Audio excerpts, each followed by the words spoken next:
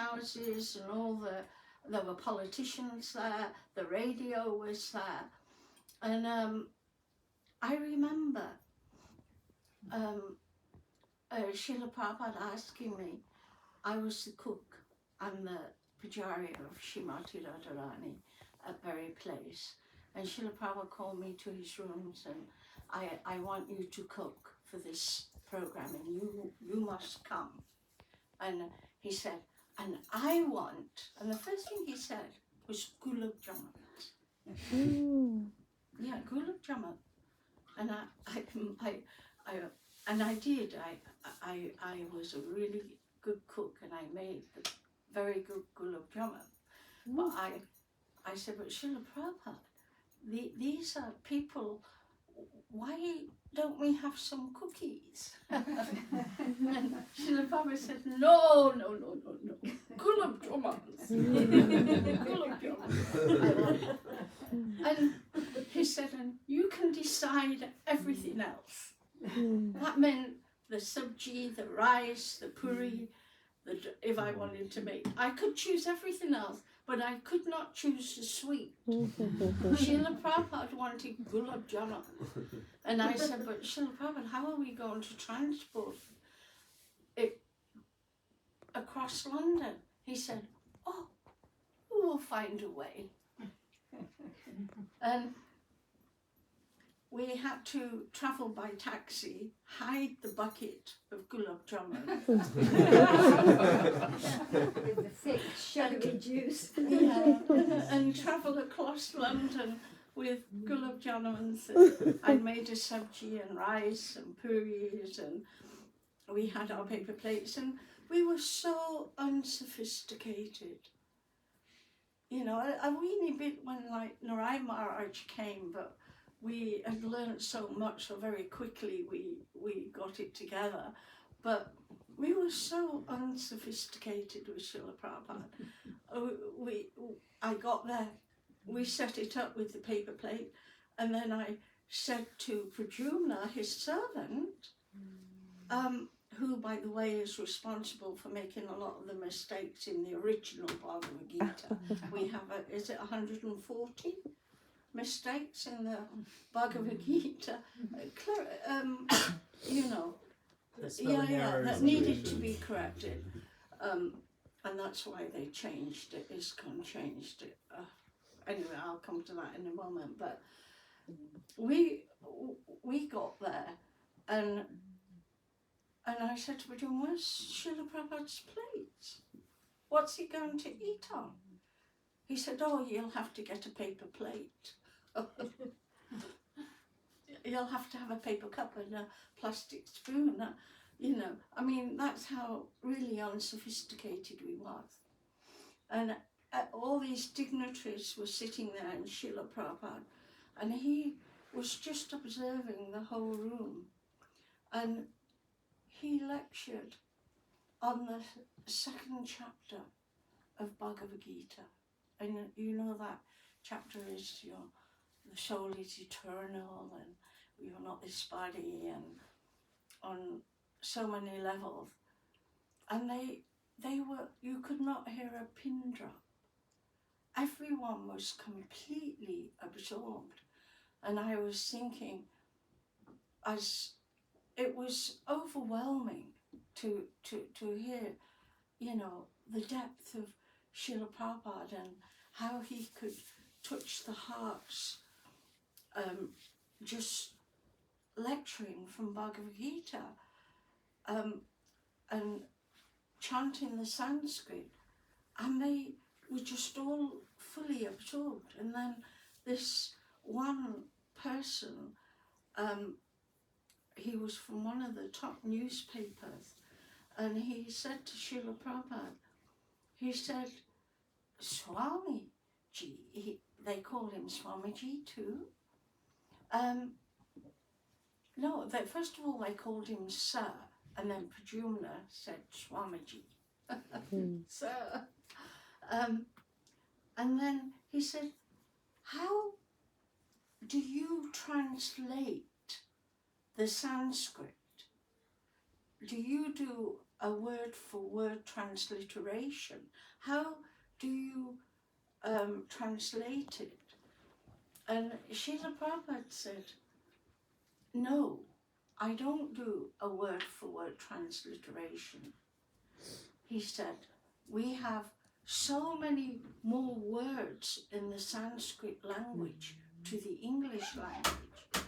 And everybody went, oh, because England's so proud of the English language, and there you've got all these scholars sitting in the audience. But then Srila Prabhupada, he did something. He looked at everybody, he said, no, he said, we have too many words in the Sanskrit language to the English language. He said, so I have given a translation to the realization of the verse. And they all got it. I didn't. It's taken me a long time to fully understand that. Again, I reiterate this because this is the original Bhagavad Gita. And I have not done a word-for-word transliteration. I have done it according to the realization of the verse. Meaning that Srila Prabhupada has fully and utterly realized every verse in Bhagavad Gita to hand it to us. Now, because Pradyumna transcribed it and his helpers, there were mistakes made by him and also by Macmillan. So when Srila Prabhupada was coming to leave his body, to move from his body, a little while before, he did ask the ISKCON senior devotees there, and who translated it, was it Hari Griva? He did ask them to change, put right those mistakes in his original Bhagavad Gita. So, unfortunately, who translated it? Who was it, Pradyumna? No, Pradyumna. Who done the new one? Jayadvaita Swami. Jayadvaita. And Jayadvaita is a very sincere soul. But what he's done is he's taken the verses and he's translated them word for word. So some of those verses, nowhere in the original Bhagavad Gita could a Mayavadi challenge it. But now it can be challenged because certain parts of it has changed within those verses. And when I came to do the Bhakti Shastri course, I thought I'd become scholarly a few years ago. So I have my own Bhagavad Gita, my own one signed by Srila Prabhupada. So but in order to do the Bhakti Shastri course, because of the mistakes in the original, there's 12 Mahajans. There's only 11 in the original because they missed one out.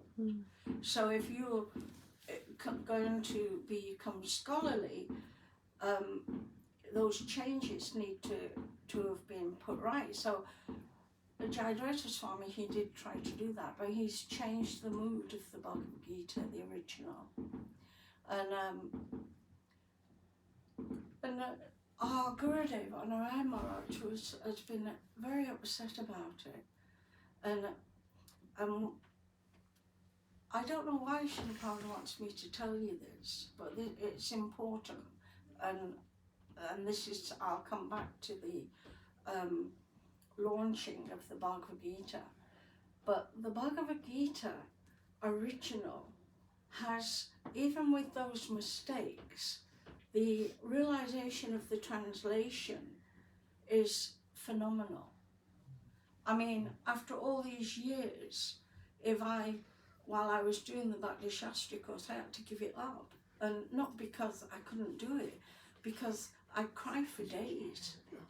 I'd read Srila Prabhupada's Bhagavad Gita, and I couldn't get past Bhishma being on the battlefield. I mean, the realization of everything was too much. I couldn't go on with it. So I want you to understand, because Narayana Maharaj also, Srila Prabhupada took the translation from the disciple of, he was Baladev Vidyabhushana, and he is Vishwanath Chakravarti, he's the disciple, and he was so renowned scholar that Srila Prabhupada, he did a translation. Srila Prabhupada took that translation and the realizations, and he put it into the original Bhagavad Gita that has 140 little mistakes, like 11 Maharajas and not 12. That's coming from Pradyumna. And unfortunately, when Srila Narayana Maharaj did his translation, which is also incredible, the scholars that helped to translate it did a word for word transliteration. So although the purports are unbelievable, it is hard to understand the verses. Do you find? Yeah, you're talking about Narayana Maharaj. Yeah, which His is one was yeah. Hindi originally, right? And then, like, he wrote Hindi commentary. If I'm not mistaken. Srila Gurudev wrote. yeah, but it was And then that was translated. it was the people who did the scholarly thing of writing it all together and doing the Translation. Sanskrit to the English. And I when I spoke to Jayadvaita, he said, well, what can I do? We've sold millions now. I said, I don't know. I mean, I said we should bring the original back. We can get the originals. Bajahari, who's left his body, his wife, Ramia, she sells them.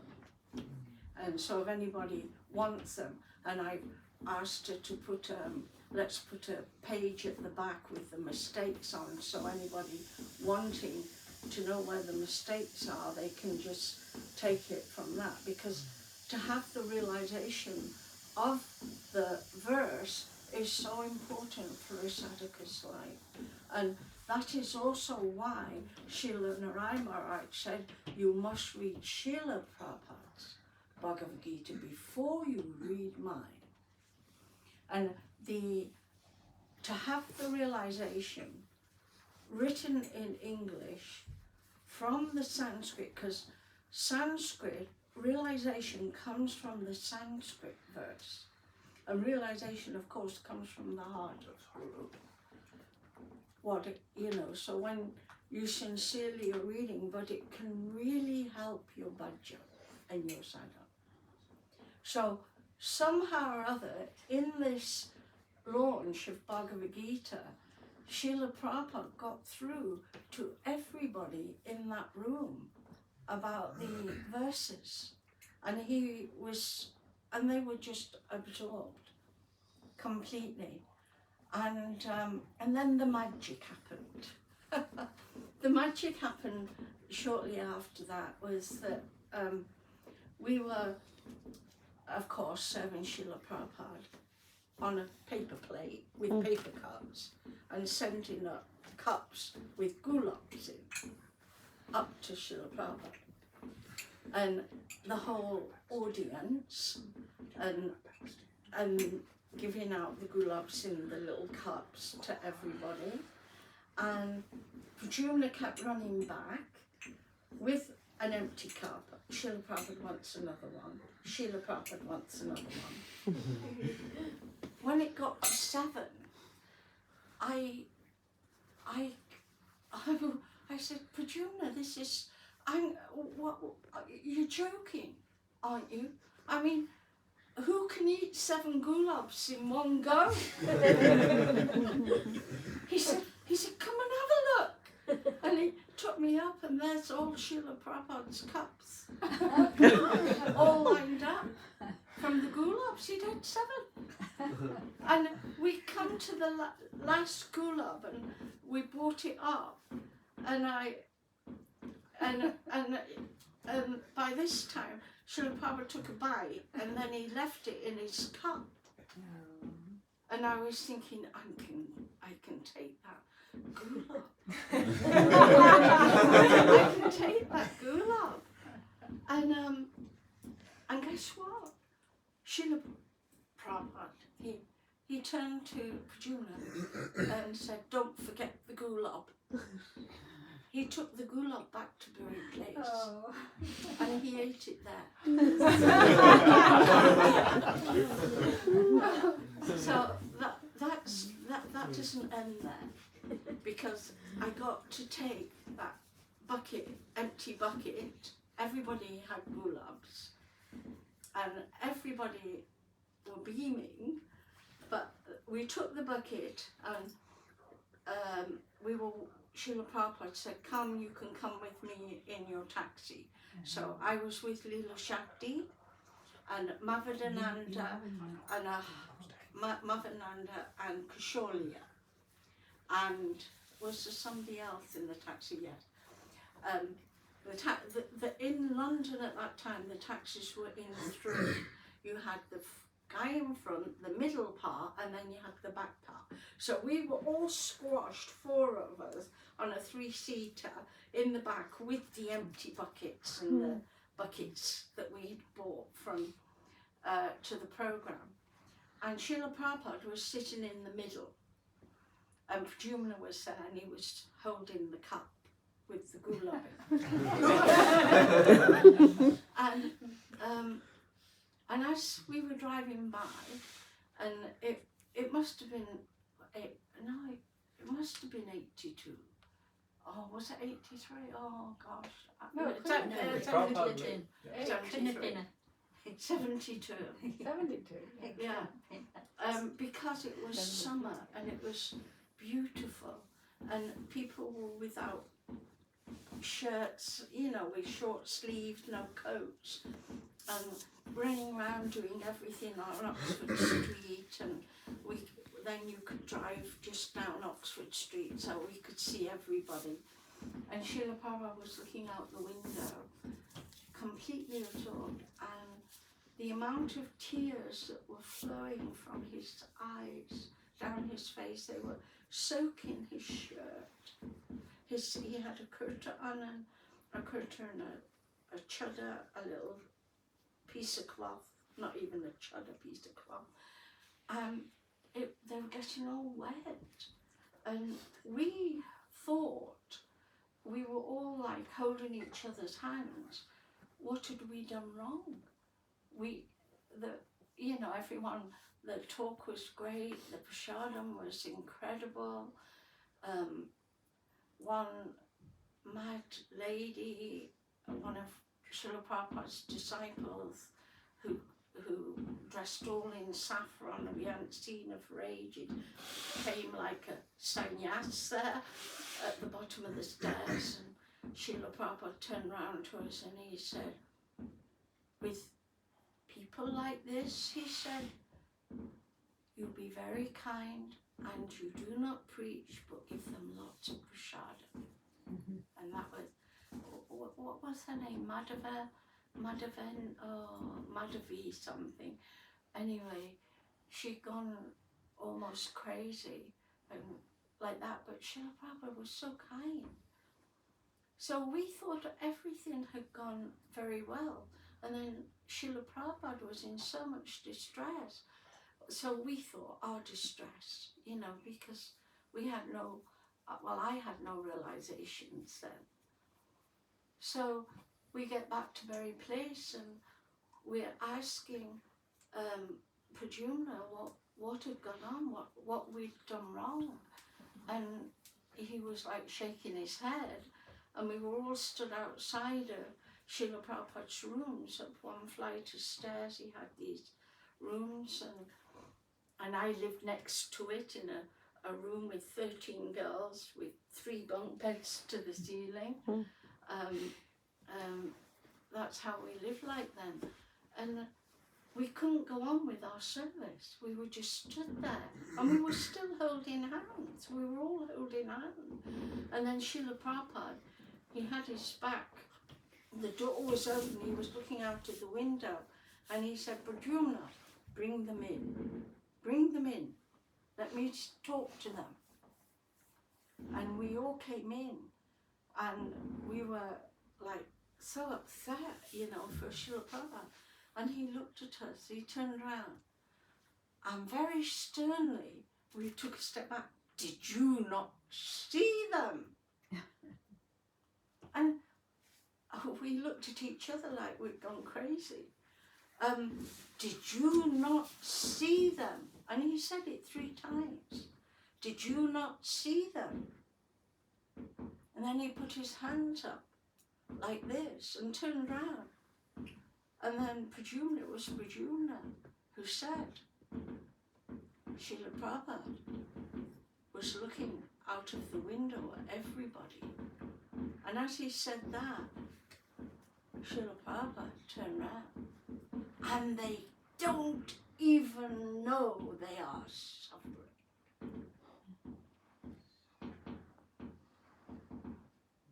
Srila Prabhupada's mercy for us was so profound, so astonishing. I mean, who else could come with nothing, a few rupees, to America? Who could live in a house where he had a little shelf which didn't have the meat on? He'd come out of Radha Damodar. Even Narayana Maharaj said, only Srila Prabhupada could come. He said, "I did not want to leave Vrindavan." He said, "And the only reason I left was because he told me I had to come for you." He said, "And now so many people are coming to me." So our Srila Prabhupada has the most incredible mercy and blessings.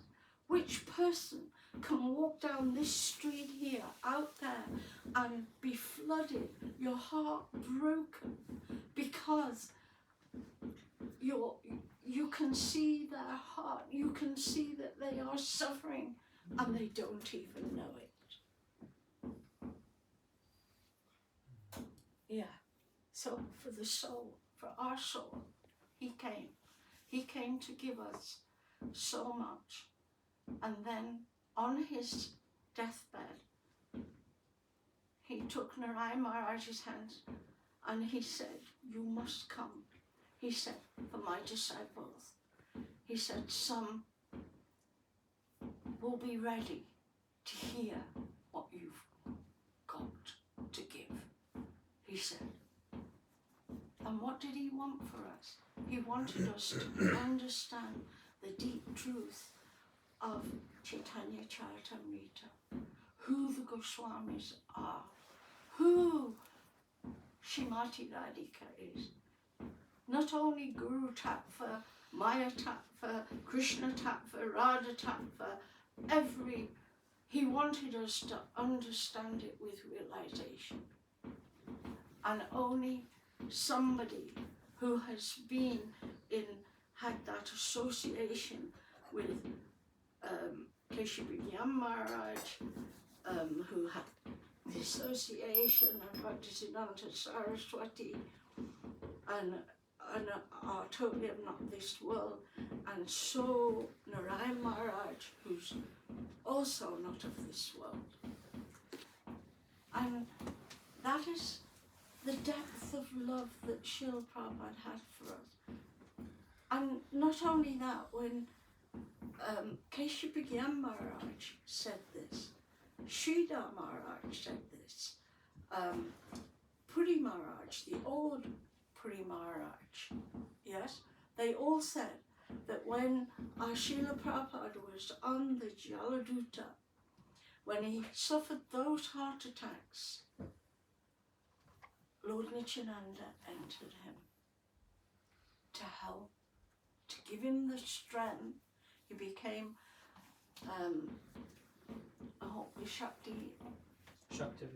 Shaktivesh. Srila Prabhupada became a Shaktivesh avatar. And in the Chaitanya Mat, I think Srila Keshapurya Maharaj has it written somewhere, but Sridhar Maharaj, they all have said it.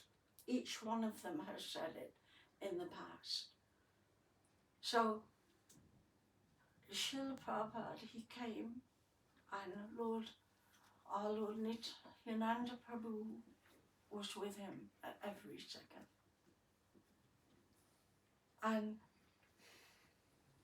I mean, so many times, and there is a book that is written, and it was by ISKCON devotees, and it's about claiming that Srila Prabhupada, and they worked very hard to write this book, the amount of energy they put into it,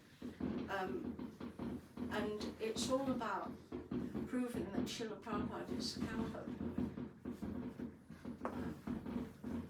Trying to prove it, yeah. And they worked very hard. I mean, I could see the depth of the sincerity. And Narayana Maharaj never said it, he never publicly said it, this one never said it, that one never said it. 5 minutes? Yeah, okay. So I want you to understand that when Srila Prabhupada was sitting, go back when I said he was sitting in my lounge looking at Srila Prabhupada, and I was sat with Renuka, Nandini's sister. You know Nandini? She comes. Is it Narayani or Nandini? Nandini. No, Narayani. Renuka, you know Renuka? Yeah. Okay, her sister, anyway. Renuka was sitting on the floor with me, with Gurudev. And Gurudev looking at her, and then all of a sudden, I don't know why he said it to me, there was no need. He looked at me, he said, sometime in the future, they will try to say that Swamiji is Swarup is that of a cowherd boy. He said, no. He is the same Swarup as his Gurudev, and as his Sannyasa Guru, and as the Goswami. He said, he is the same Swarup. He said, so you remember this. And when I was trained by Srila Prabhupada on the altar, everything was all about Srimati Radharani. Then it was not Srimati Radhika, it was all about Srimati Radharani. And one time he showed us how to cook in the kitchen. It was Rabatananda, and Srila Prabhupada said, I will show you how to cook the samosas perfectly. Rabatananda Swami had a very good recipe, but Srila Prabhupada said, I will show you how to do this perfectly. And in that kitchen, Srila Prabhupada spoke about cooking with Srimati Radharani in her kitchen, and how you have to be very quick, very accurate, otherwise you do not get to cook in her kitchen. And I've never seen anybody work so fast to make the most perfect samosas. Perfect, unbelievably perfect. Srila Prabhupada, it was like magic. And all I was doing was shelling the peas. Yeah, but it was peas and cauliflower and spinach. and the recipe was mixed fabulous, and the dough was like that from out of Paris, one of those chefs. Okay, so Srila Prabhupada, he cooks in the kitchen with Srimati Didi. Of course, some of the cowherd boys can go in, but they can't do the actual cooking. I never remember that. Yeah, they can't. So never that she's closing me down. The mercy and the depth of love that Srila Prabhupada had, and what he's come to give, how he instructed Narayana Maharaj, who's given us so much depth to our Krishna Bhakti. Without that, we would still be, we can make it this life if we follow and serve like that. Because he gave us that understanding. So without Srila Prabhupada, Srila Maharaj might not have come. He might not have come, and might not all these great souls, like Van Maharaj, like Madhav Maharaj, all of these great souls coming. They've come, you know, because Srila Narayana Maharaj, Srila Prabhupada set the path. So the depth of love that Srila Prabhupada has, we must know that he's there for us. He also talks to you. Never make that mistake. If you need a question answering, he talks to you. Yashaswini, doesn't he talk to you? He tells you things, doesn't he, Jagadan? Never make the mistake that he's very merciful. Narayana Maharaj is also very merciful, but he's a bit strict, especially with his disciples.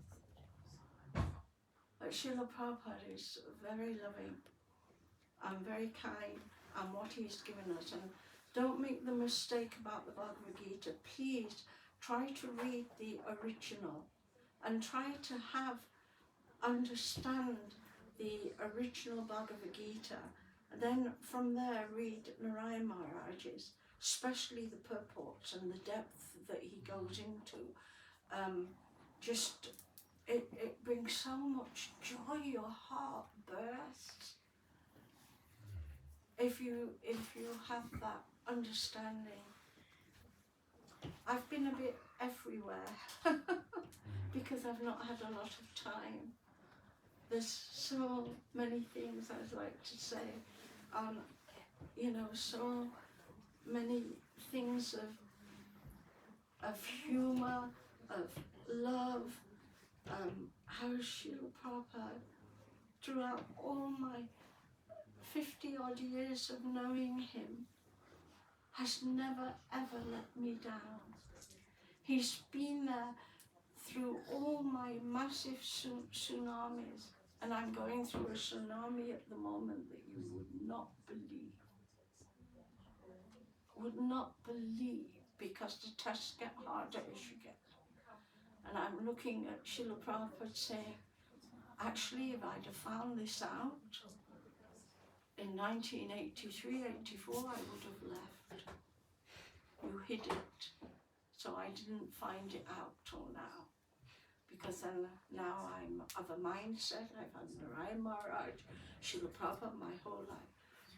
So there's time and place for everything. But never lose faith. No matter what happens around you with either devotees, other living entities, the material world, never lose faith with Srila Prabhupada. Never lose faith with Narayana Maharaj, ever. Never lose faith in the scriptures, in the Shastras, and in our Guru Vag, and they will be with you on every level. Because every breath I take, if I don't feel the mercy of Srila Prabhupada, I can't breathe. I may not be realized, but I have that. So, and all I've done is have faith in Srila Prabhupada. I'm not the greatest scholar. I have problems remembering verses. I know whereabouts they are.